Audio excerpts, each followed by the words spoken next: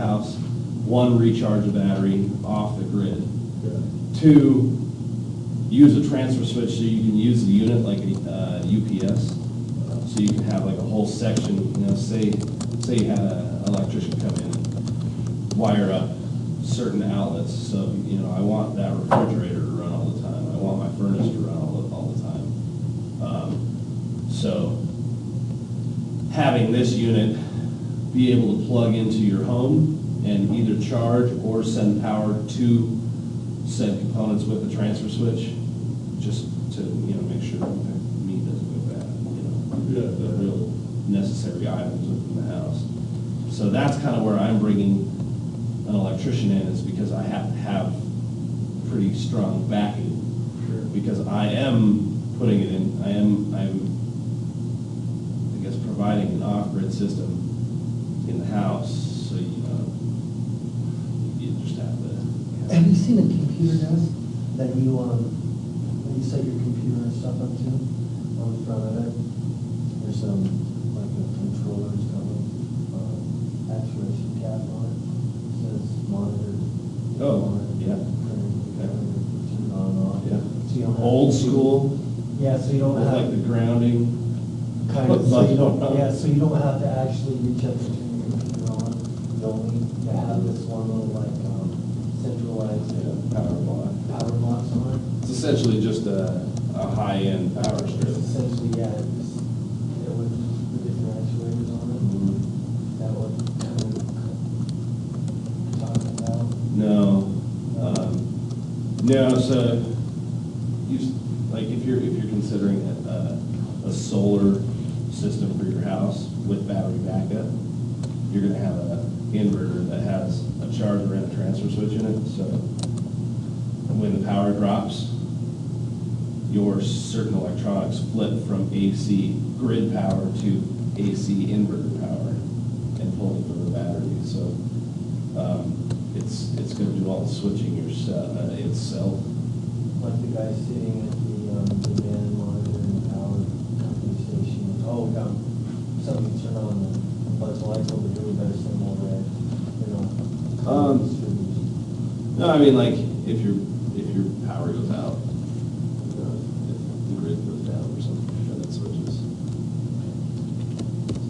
Is that what, are we talking the same thing? Well, I was thinking just price monitoring, you know, because you can have a price monitoring, pay like for grid power, you could pay like pennies and pay for just how much you use, instead of having so much just sent to you, pay for it all, and then you get bits and pieces of it. I think that's kind of what Savick did individually, was to say, you know, you're not gonna need that much power, so we charge this capacitor for that, and the rest of it's not important, so you don't have to pay that much, kind of thing. The way you're explaining it to me is, you know, you've got, this power is coming in, and, okay, when this power doesn't come in, you're gonna have to switch over here, so it's just kind of a reverse situation.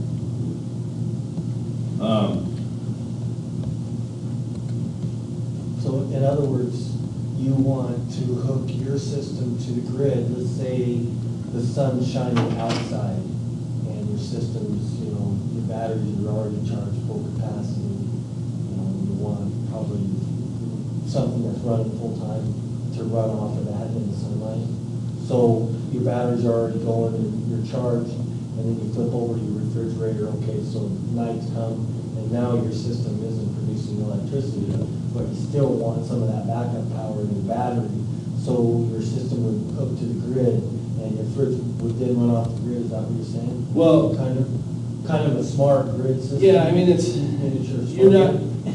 if the grid's present, you're not gonna use any power from the battery bank, just because if the grid's present and the sun's shining, all that power from your solar system is just gonna essentially stop or turn back your meter. Yeah. But in the case that meter's, you know, if they're not supplying power anymore, that's when your batteries are gonna get depleted. But I guess I'm kind of lost. Yeah, I guess I'm kind of lost on. I mean, what are we talking about? Well, just kind of a smart grid, so you would have, because you're saying you would want your batteries to connect if the grid went down. Mhm. So you're connected to the grid, you've got your grid coming in this way, you've got your photo PV system with your battery pack, coming in this way. Okay, so I'm saying to save the dollar bills that you're paying out of these both systems, so sun shining in the daytime, you would want the backup power for your batteries.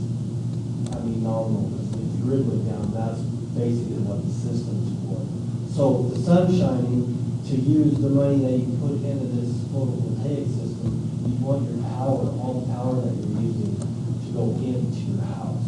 Yeah. Okay, but the sun goes down, and, you want, I don't know, 75% of your battery power to be able to save that for reserve if the grid did go off. Yeah, see, and you're not gonna, if the grid's there, you're not gonna touch your battery power At all? at all, no. So you're The batteries are there strictly for backup. Okay, so I would want 3 times the batteries then, because I would want that strict battery backup, I would just want that to stay over there, because what I would want to do is charge the other 2 up, and use that all the time, so we're not putting this money this way. Okay, well, let me tell you why you don't want to do that. So, let's just say the cost of discharging your batteries, every time you discharge your battery, it's gonna cost money. So, batteries only have a certain amount of cycle life. And if you recharge a lead acid battery and leave it there, that's 1 cycle. But if you discharge it, you're gonna start taking away from cycle life. So backup batteries are there for backup only. You don't want to utilize the battery when this is available, because this is gonna be a cheaper option. So, the power that goes into the controller, into the batteries, the controller will determine if your batteries are full or if it needs to put it on the grid. So the controller putting the power onto the grid is gonna save you more money than, discharging your batteries. Okay, so I think we hit the same page now. All right, you've got your battery charged, this is your battery, these are gone. Yeah. Okay, you've got the sun's shining, but that battery's charged fully. You don't want, if the sun's shining, this is still gonna create electricity, you don't want that coming off the grid. You want this to jump around the battery and run your full-time equipment like your air conditioner, your heater, But let's talk about cycle life on the inverter. The more you run an inverter, the more it's gonna take off in the lifespan of it. So that's why they have micro inverters, where all that micro inverter does is put power onto the grid and just slows or turns back the meter. So again, But that doesn't save the end consumer money, because Northwestern Energy won't pay for that. up to 0. If you go past 0, they won't pay for it. But all the money that you use, or, all the power that you use, unless you're super hippie, you're gonna be using more power than this panel's gonna produce. So, this system is only gonna be utilized and cost-effectively utilized when this system isn't in place. This system can feed this grid, so, your house is always running on grid power, but your solar panel's slowly putting energy into the grid. So the speed of your wheel isn't, going crazy. You're gonna have more money if you dump this energy into the grid and still utilize the grid, unless this is not present. Unless this is not present, then Well, you have to use that. Are you gonna throw through your inverter anyway, if you want to grid? Yeah. Okay, so either way, you're gonna save money if you give it back to the grid or through money, because like you said, the inverter, that's what we got. First, it was your battery charge, your bars and your battery basically. So I understand you charge money, and then back throw it through the grid. But if you're using, if you're creating more energy than you're using, and you're going past zero, it's better to run your refrigerator off your photovoltaics while the sun is shining, keep your battery life than it is to have the grid come through, Yeah. because And up to zero. because where we're at, it's size your system up to zero. But again, we're Americans, you're gonna have a $40,000 solar system that, offset your usage. I know a girl that doesn't do anything. That's hers, she's a young transformer. She said that she wouldn't pay the money for, I used to be a land guy, to come out and put a transformer for her, and replace those big, like, 6 or 7 panels out there. And do everything. But she also started where everyone else in the world needs to start, is conservation. Yeah, super great, because she doesn't run anything during the daytime. So all the batteries are doing is just charging. Yeah. And then she'll discharge at night. But the percentage of people out there. Like you say, you don't want your heat like that, so you want your refrigerator running in the daytime off of your PV, anything when the sun's shining, you want anything that runs constant. I think that would be. Yeah. If you're going past the 0 point. Yeah, if you go past that. So we on the same page now? I think so.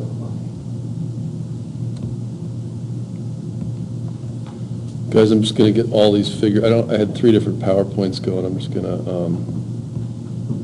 get them all in Take one. your time, we only got a half hour of class left. Class? This is the class? This is lecture, man. This is called the flipped classroom model. We've come a long way since. It's for real, man. There's a whole new theory of learning out there called the flipped classroom, where, the students kind of just show up with problems and questions, and rather than the instructor just sort of like, wah, wah, wah, wah, and now we'll do the students are really leading the classroom, which I think the experiment's been fairly successful so far. The first day, we told them what we wanted to learn, Okay. and then kind of been going. So is this a summer program? Yeah, man, this is the last day of summer class. Oh. You are witnessing history in the making. Look, Right. we're live. Well, we're not live, but We're on Camtasia. where's my camera? I haven't even checked my hair yet this morning. Oh, it looks actually better than it did 20 minutes ago last time. Oh my Well, the last time I looked at it, we had the. Whew. A true professor. Oh, I can get a little more. And we had some guest speakers come in, we covered a lot of stuff. Yeah. Guest speakers to speak to just to. I mean, is this? Well, they were is this on doing the the class? This is such an exclusive institution, Andrew. I don't think you realize how. There's pre-signups for the signups? Oh, yeah? There is. This is what we get to watch. This is what you got. This is what we're It's a little more. paying the big bucks What's for. going on with Dr. Spock over there? At the bottom anyways. This one. That one. That's- This one. No. This one? It's the one on the end. This one. So the one on the end. This there one? you go. Yeah. Let's take a look. If that's not Vulcan, I don't know. It's this one. It's like a mugshot. Yeah. That is your profile pics or something? I don't know. There's my daughter. So anyway, I'm going to get all these in one file. Here's our little. Oh, man. You're gonna hate those solar panels for the time. So you've had this experience, it sounds like, of trying to do. Me and Grant, I don't know if you know Grant. Grant Myrie? Yeah. Yeah, and kind We spent much time building with those ML cells. of, You guys are famous now. That was a mess. That was hard. Are you good with the soldering there? Better practice. We'll just sick Wally students on it. Did you have to weld the tabs on or solder the tabs on them? Yeah. Just use the tab. Front, back, you gotta build a safety rack. So you solder both leads onto each cell, and put that aside and keep going, put that aside and keep going, put that aside. Then So once in you other get all the words- leads soldered on one side, then you take, Oh, that's start right. laying them out and putting the leads from this side onto this side of the next. And then do it again, and do it again, and do it again, and do it again. That gets you to one string. And you have to make your top and bottom strips that connect this string to this string, to this string, to this string. So your crazy design there is gonna be a nightmare to solder up. We'll put a sweet little jig together. Actually, that design, you're only gonna have to solder one head. Because the connectors are gonna go through the little solder room. So you've got the 120, and that, you just have that one, it's like a stamp, like a money plate, it's just one stamp.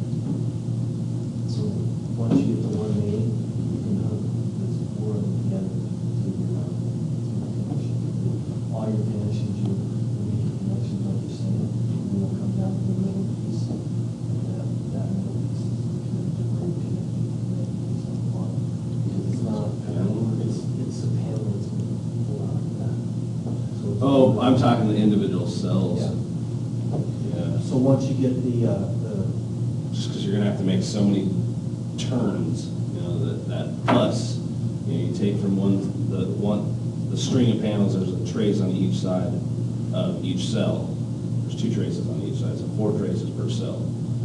And then, if you're going a cell wide and then turning, right, is that what I saw? Can you go back to that picture? Which one? The layout of the cells. Oh, yeah. Are you Mm. cracking cells in half or what? No, they sell them as 3x6. Oh, okay. So this was something kind of simple, just 32 laid Yeah, out. see, and this works well because the traces run right here. And then you'll have a bus bar here, and then they'll run like this. We hadn't even thought about that, Andrew, because this is kind of our next one. well, actually, This one scares the hell out of me. Yeah, and then we got here, Still. then we went here, Go back to the first one. and then we started going, that's the evolution, So the What de-evolution. you're looking at is your traces will start, I believe, here, and they'll go to here, and look over to here like that, and you're gonna. You have to bring it out to here, because the traces run like this And on width- each one of those cells. Widthwise instead of lengthwise. So you'll have to come out here and have a trace that comes over to this one. Because, the 2 top traces will come off this side, and then they'll have to go with a bus to here, and then go Hit the underneath this cell. And then the top of this cell goes to here, the bottom of this cell goes to here, and so on. It's like a deck of cards and it can't, yeah. So this works well because it's all in line. Mm-hmm. But go to the next one. This one, you would have to come off of here, make a bus bar to come over to here, hook up to this, make another bus bar to come over to here, and then jump underneath. Yeah, it's gonna get noisy. This one's gonna get really, really hard to do. That one too. This is kind of where we ended up. This one is probably a balance between the, And is this more, this is, see, this is gonna be really confusing, because this will work just fine, but then you have to come over and build a bus bar that comes down here to this one, to go to the top of here, and then another bus bar to Yeah. come here. Okay, Yeah. you're putting your glass plate on it. Can you make that like you would microchip, chipboard? Run your buses through Oh. the bottom of a chipboard? So you make your board with little connectors that would come up and hit your tabs in the back. So you just lay them down on the board in the back and have like a microchip board instead of instead of doing all your buses, it would be on the board and you just lay them on there and connect them? It wouldn't be on the glass, but it'd be on the backing On the material. backside. Yeah. The backing material. You know what I mean? Yeah, Like you- traces in a Yeah, chipboard? so you're talking like a sheet of copper, like the circuit board with a sheet of copper that you cut the traces out. Yeah, and maybe, Etch the traces out. right, and then, But then you'll still have to run leads off of this down through the holes in the board, fold it over, solder to the bottom of the board. I mean, you could do that, but you're gonna add costs that aren't necessary. Yeah. Your standard, your first one is gonna be your best, most cost-efficient way to build it. it's not pretty, though. What, this one or the other ones? Oh, you like the, Well, I don't know, we sort of got off this like kind of just aesthetic tangent, and this just, I wanted it's to too make- bland? Is that what I you're- wanted to make it like a rose where you have little petals. Have you seen the sunflower? Joking. So they've taken the big panels and they put them on a pole. They take 4 of the panels and they offset them, you know, they put one like this, and one like this, and one like this. Sunflower house, right? this one? Pretty close. That's the newer version of it. Yeah, that's the I newest was version. joking when I That one. said I wanted to make it into a rose. Oh, I mean, Yeah, I know. Bless you, and bless you a third time. Does this thing, You hit a fourth, you does this can't thing have it. fold? yeah. So it does? I think it actually folds and twists, so this folds up, Yeah, it looks like it and does. then it. Oh, twists and sure. stacks. Okay. And then that little mini one is like a little household. This isn't the same one, is it? No. See Does look like the it. one down there, kind of like our design, I think? This one? Yep. It's kinda cool. That's the sunflowers, the one you're talking about over here? No. I just Googled The sunflower old one baby. is like four of these panels. Oh, yeah. With the lit up ones down here. These doodads? That's probably, so in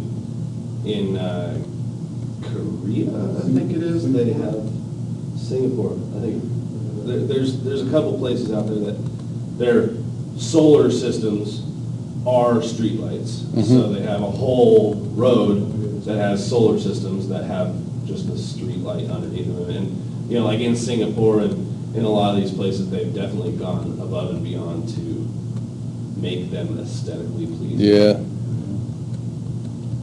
Rather than your standard. yeah, that's kind of where we were trying to go with ours too, make something's a little less square and nerdy. There's the ML solar cell. This one? Yeah. Oh, yeah. There's your tabs. I think most of these commercial cells, they're being soldered by robots, right? Do you know? No, they're not. Just somebody sitting in a factory all day, just soldering their little heart away? Whole string of them. Okay. And they come down, so There's a they. whole string of bedroom Yeah. chains sitting in there going. Well, but the cool thing about being on that scale of production is they have all those fancy tools where they lay their string down on their jig. They have all of those initial cases that I was talking about where, you know, there's the first person that just puts the 2 leads on. They go into a case, they go down to the next person that takes those cells and puts them in the jig and stacks them and solders all of that.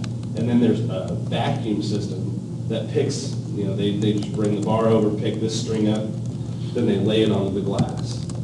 And then they build another one and turn it around and lay it on the glass. Build another one, lay it on the glass, and then they put the bus bars in, and then they put the backing on it, Yeah. and then connections. I mean, they've got, you know, they've got big strings of people that are specifically, Probably doing it very cheaply. I'm sure there's bound to be a company out there doing it robotically, but Yeah, not that I've seen. really, huh? So we need to outsource our little panels to an Asian factory. Yes, absolutely. Not the American way, anyway. As a result of research and development, today SolarTech can produce thin film, amorphous, silicon solar cells, which uses large I batteries. sourced a really nice panel that I was gonna use, from Sunlight with an X. And I went to order, and they were out of business. American manufacturer just can't keep up. It's impossible.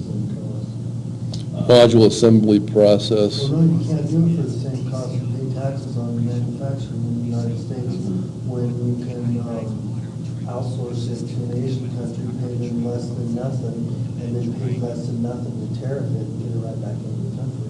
They need to raise tariffs and lower taxes. Yeah, I agree with this. We can make it the same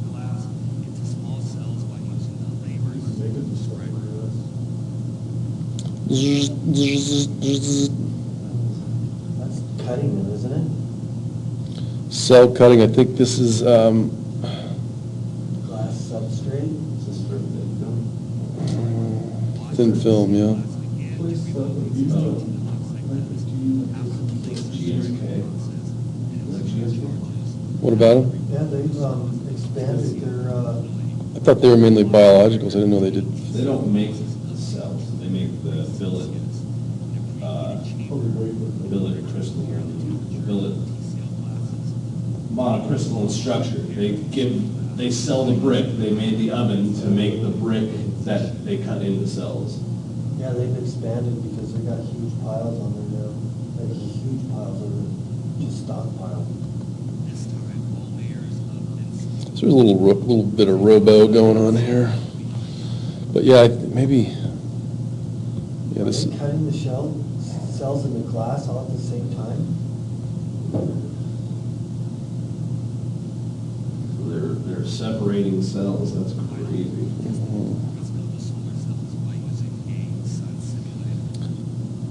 sun simulator.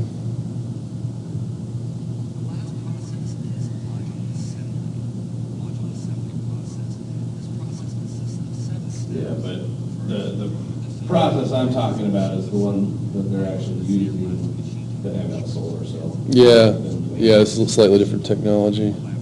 But thin film's just not as efficient, which blows me away. The cells that the panels that I'm using, I just don't understand them. Multicrystalline anymore. And they're the most efficient cells I've found.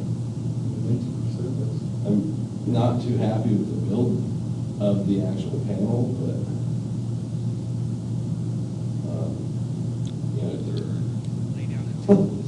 the panel doesn't seem to be as amazingly built as I was hoping it would be. There's a lot of hand layup going on here. Oh, here's your die going in. Well, do you actually need, could you have a sturdier back and less sturdy in the glass? Because if you didn't have a flex on the back, and not have a tempered glass on the front? Well, you can't sandwich it between two pieces of tempered glass, because the cells are so thin, and you have wire, a trace that's, a little thicker, that's going from top of the cell down and under the cell.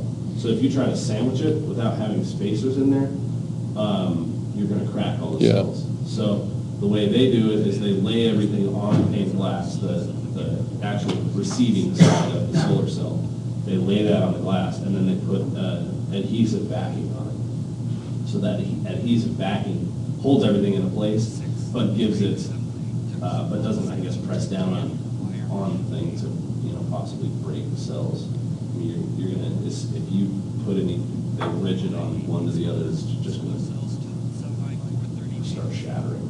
Mm-hmm. And even like, I don't even understand how they set these things up so they're so strong. It doesn't make sense to me to have, just an open white back, the adhesive backing, and you you could tap the back of that adhesive backing. And not hurt the And- cell? No, the ones I would build with the ML Solar Yeah. cells, I mean, They'd snap in a heartbeat. yeah, there's enough gap between the top trace and the glass that if you pushed on the middle of the cell. You put it in like 3-point bending. Yeah. Yeah. Yeah, you would just crack the cell, which, I don't know what they do to get such a perfect solder that there's not enough pressure to break each front cell. Yeah. It's just, No, I'm sure someone's spent a lot of time on that. All right. The cells that I'm using, they've somehow designed them so they're all the connections of the cell is on the back somehow. So if you really want to build a cell, I don't know how they do that. The cell has to have your anode and cathode top and bottom, so somehow they're in the manufacturing of the cell, they're bringing One through to the other side. one through the other side. Mm-hmm. And you're not gonna get that with that ML Solar. Yeah. All right, guys, so here's what I'm going to do. What's that? So what are you sorry for? Interrupting your train of thought, you just forgot. Oh, no. No, it's okay, I've got about 10 different trains going, so just losing one is not a big deal. Yeah, I derailed the one. There's still another one coming. Come on. So I'm trying to think of the best way to handle this proposal, now that we're going to probably not use the Moodle shell that much. But I would like the 3, maybe 4 of us to own this proposal for a while with the intent of actually submitting it on behalf of the University of Montana in October. And, I gotta be careful. If well, I'm building the same system and it goes into production with the university, I don't want the university to come and say, that's no, my shit. yeah, no, I wouldn't worry about that. I think as far as the university is concerned, you are they would love to see you. It would be silly for the university to try to compete with their alumni. So what, I just don't want that whole, working for a company, produce a product, that company, on company time or whatever. yeah. Because, this Well- place is so close to mine that, For one thing, if you read through the P3 thing, you couldn't be partnered into that because you're a for-profit company. This has got to be nonprofit, Mhm. or they won't give us the money to do it. Well, I think we maybe say, first of all, is that See, that's why it's easy for us to give money. if you go to phase 2 though, wouldn't you have a for-profit company start manufacturing them? Still be a nonprofit. and whose company is it? Is it the university's, is it? No. Is it, who's? Well, I hadn't went that far, but if you read down through some of those stipulations, it's got to be, you can't be partnered with a government agency Right. or a profit agency. It's got to be nonprofit and non-governmental. In other words, you can't partner with the Department of Defense and say, hey, we're going to make this. Yeah, no, I'm definitely on board to help, but I just feel like I have to be careful. yeah. He's going to cross his T's, we'll dot his I's, but he'll cross his T's. You're an advisor. Yeah. I'm sorry, it's the last day of class, come on. I started this way though. Oh, wait a minute, it's the last 7 minutes. This is the last 7 minutes, and I gotta go talk to my department chair. Shit, so we get chinsed on 7 minutes?